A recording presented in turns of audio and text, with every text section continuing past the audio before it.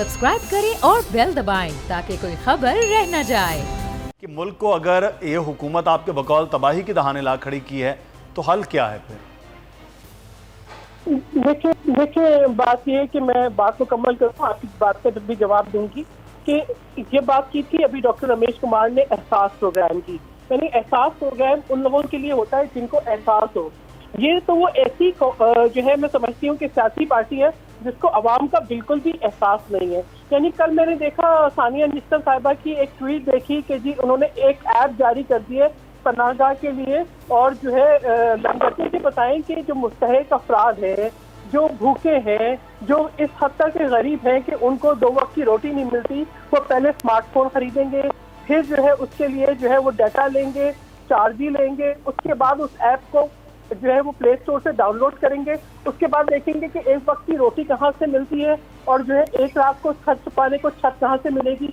यानी ये कारकर्दगी है 2 साल के बाद इस हुकूमत की। बेनजीर इनकम सपोर्ट प्रोग्राम का नाम बदलने से आपके दिल में अवाम का एहसास नहीं जागेगा, ना ही आपका शऊर जागेगा।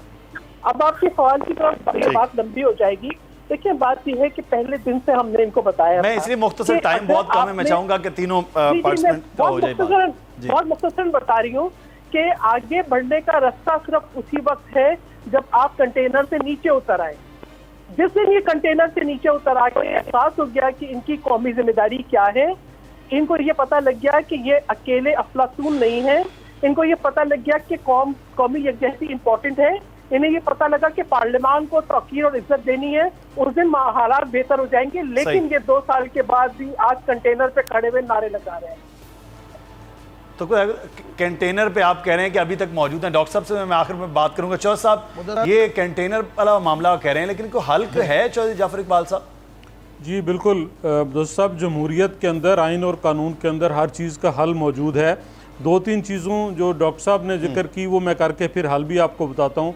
अक़वाम मुत्तहिदा में की गई तकरीर, टाइम बड़ा बिल्कुल डॉक्टर साहब, सिर्फ अक़वाम मुत्तहिदा के अंदर की गई तकरीर नहीं, जब आप नून लीग में थे और कंटेनर पे जो तकरीरें की गई, जब बिल जलाए गए, शार्ट मौक़िफ़ सुन लेते, जो बिल जलाए गए, आप उन तकरीरों को भी सामने रखें और आज कहिए लोगों को कि महंगी बिजली हो गई, वज़ीर आज़म चोर है, बिल जला दीजिए।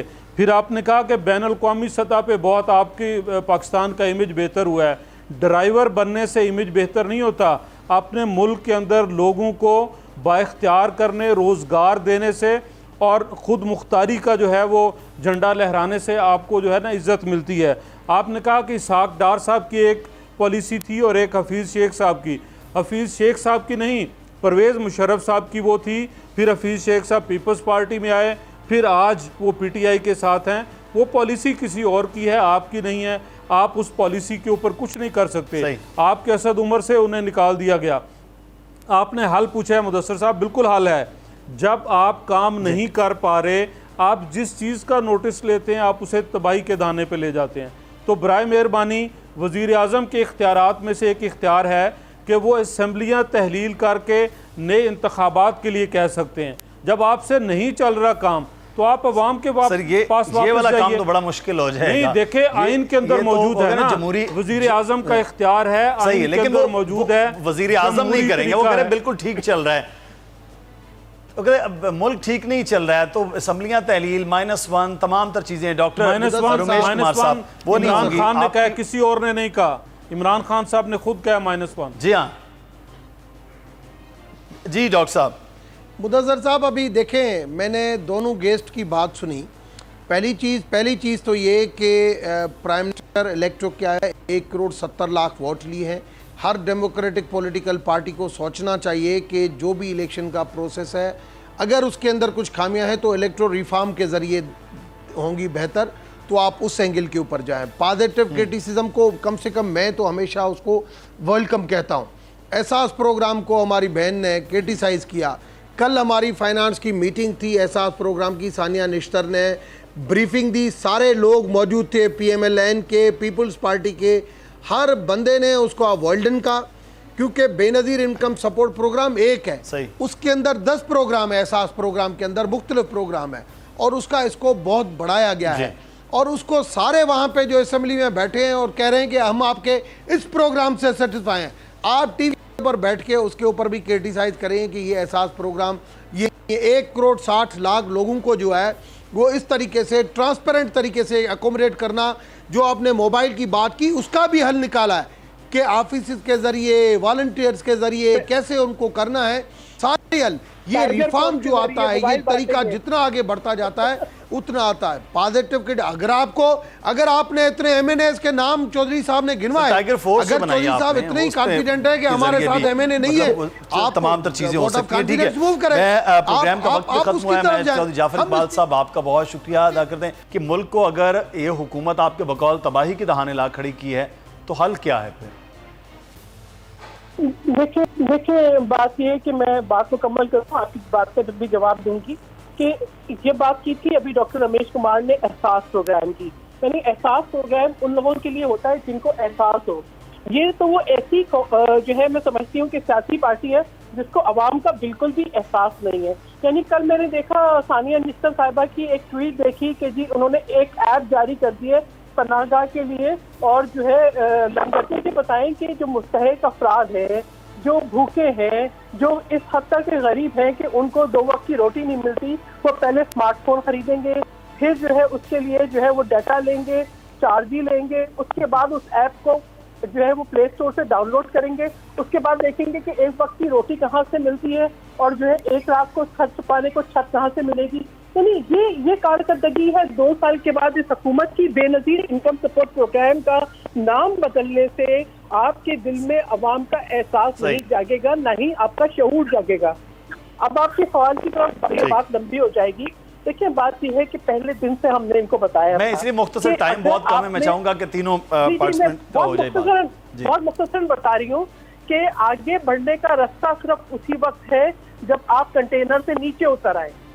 जिस दिन ये कंटेनर से नीचे उतर आ गए, एहसास हो गया कि इनकी कौमी जिम्मेदारी क्या है, इनको ये पता लग गया कि ये अकेले अफलातून नहीं है, इनको ये पता लग गया कि कौमी यकजहती इंपॉर्टेंट है, इन्हें ये पता लगा कि पार्लियामान को तौकीर और इज्जत देनी है, उस दिन हालात बेहतर हो जाएंगे। लेकिन ये 2 साल के बाद भी आज कंटेनर पे खड़े हुए नारे लगा रहे हैं।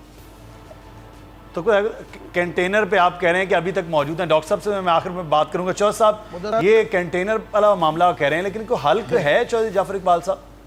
जी बिल्कुल दोस्त साहब, जमहूरियत के अंदर, आइन और कानून के अंदर हर चीज़ का हल मौजूद है। 2-3 चीज़ों जो डॉक्टर साहब ने जिक्र की वो मैं करके फिर हल भी आपको बताता हूँ। अक़वाम मुत्तहिदा में की गई तकरीर, टाइम बड़ा बिल्कुल डॉक्टर साहब, सिर्फ अक़वाम मुत्तहिदा के अंदर की गई तकरीर नहीं, जब आप नून लीग में थे और कंटेनर पे जो तकरीरें की गई, जब बिल जलाए गए, शार्ट मौक़िफ़ सुन लेते, जो बिल जलाए गए, आप उन तकरीरों को भी सामने रखें और आज कहिए लोगों को कि महंगी बिजली हो गई, वज़ीर आज़म चोर है, बिल जला दीजिए। फिर आपने कहा कि बैन अल-क़वामी सतह पे बहुत आपके पाकिस्तान का इमेज बेहतर हुआ है। ड्राइवर बनने से इमेज बेहतर नहीं होता।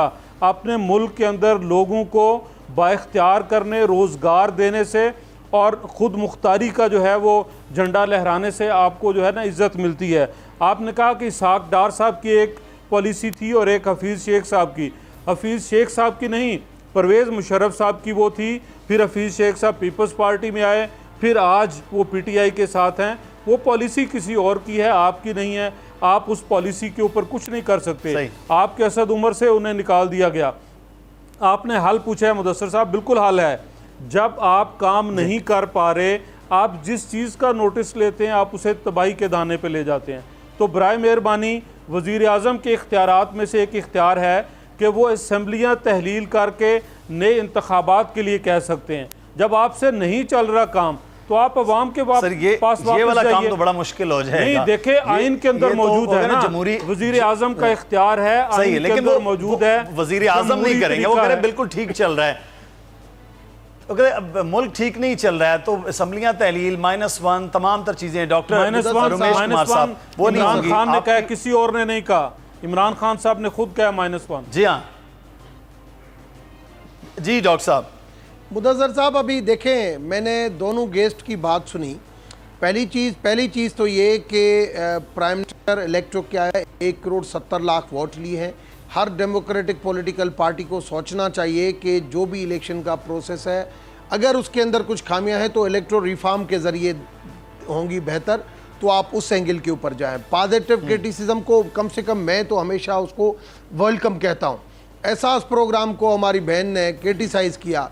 कल हमारी फाइनेंस की मीटिंग थी, एहसास प्रोग्राम की, सानिया निश्तर ने ब्रीफिंग दी, सारे लोग मौजूद थे, PMLN के, पीपल्स पार्टी के, हर बंदे ने उसको अवॉइडन का, क्योंकि बेनज़ीर इनकम सपोर्ट प्रोग्राम एक है, सही। उसके अंदर 10 प्रोग्राम है, एहसास प्रोग्राम के अंदर मुख्तलिफ प्रोग्राम है और उसका इसको बहुत बढ़ाया गया है। और उसको सारे वहाँ पे जो असेंबली में बैठे हैं और कह रहे हैं कि हम आपके इस प्रोग्राम से सेटिस्फाई हैं। आप टीवी पर बैठ के उसके ऊपर भी क्रिटिसाइज करें कि ये एहसास प्रोग्राम ये 1,60,00,000 लोगों को जो है वो इस तरीके से ट्रांसपेरेंट तरीके से अकोमोडेट करना, जो आपने मोबाइल की बात की उसका भी हल निकाला है कि ऑफिस के ज़रिए, वॉलंटियर्स के ज़रिए कैसे उनको करना है, सारे हल। ये रिफॉर्म जो आता है, ये तरीका जितना आगे बढ़ता जाता है उतना आता है पॉजिटिव के।